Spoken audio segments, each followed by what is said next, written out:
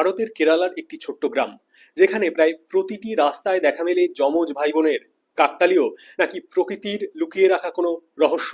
বিজ্ঞানীরা বছরের পর বছর গবেষণা করেও যার নিশ্চিত উত্তর এখনো পর্যন্ত খুঁজে পাননি।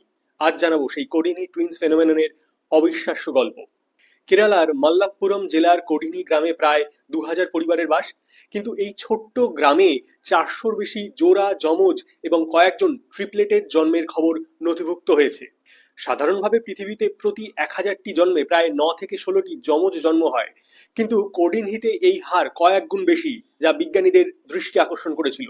2000 সালের শুরুতে স্থানীয় মানুষ লক্ষ্য করেন স্কুলের প্রতিটি শ্রেণীতেই একাধিক যমজ সন্তান রয়েছে। এরপর বাসিন্দারা টুইনস অ্যান্ড কিনস অ্যাসোসিয়েশন TAKA নামে একটি সংগঠন গড়ে তোলেন, যাতে গ্রামের যমজদের তথ্য সংরক্ষণ করা যায়। এই তথ্য প্রকাশ পাওয়ার পর ভারত ও বিদেশের গবেষকরা কোডিনহিতে গবেষণা শুরু করেন।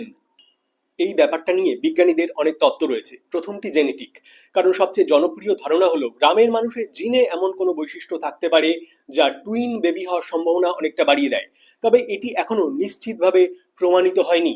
দুই, খাদ্যাভ্যাস। কেউ কেউ মনে করেন স্থানীয় খাবার বা পানীয় জলে এমন কোনো প্রাকৃতিক উপাদান থাকতেই পারে যা একাধিক ডিম্বাণু নির্গমনে ভূমিকা রাখে, কিন্তু গবেষণায় এর পক্ষে শক্ত কোনো প্রমাণ পাওয়া যায়নি।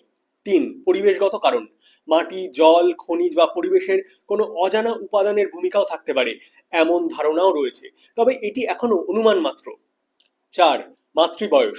অনেক দেশে 30 বছরের বেশি বয়সী মায়েদের যমজ সন্তান হওয়ার সম্ভাবনা বেশি থাকে, কিন্তু কোডিনহির ক্ষেত্রে এই ব্যাখ্যা পুরো ঘটনাটি বোঝাতে যথেষ্ট নয়।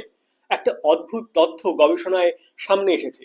কোডিনহির ক্ষেত্রে অনেক নারী বিয়ের পর অন্য গ্রামে চলে গেলেও তাদের যমজ সন্তান হওয়ার হার তুলনামূলকভাবে অনেক বেশি ছিল। আবার অন্য গ্রামের কিছু নারী কোডিনহিতে বিয়ে করে আসার পর তাদেরও যমজ সন্তান হয়েছে। এই কারণে বিজ্ঞানীরা জেনেটিক ও পরিবেশ এই দুটিকেই সবচেয়ে বেশি গুরুত্ব দিয়ে দেখেছেন।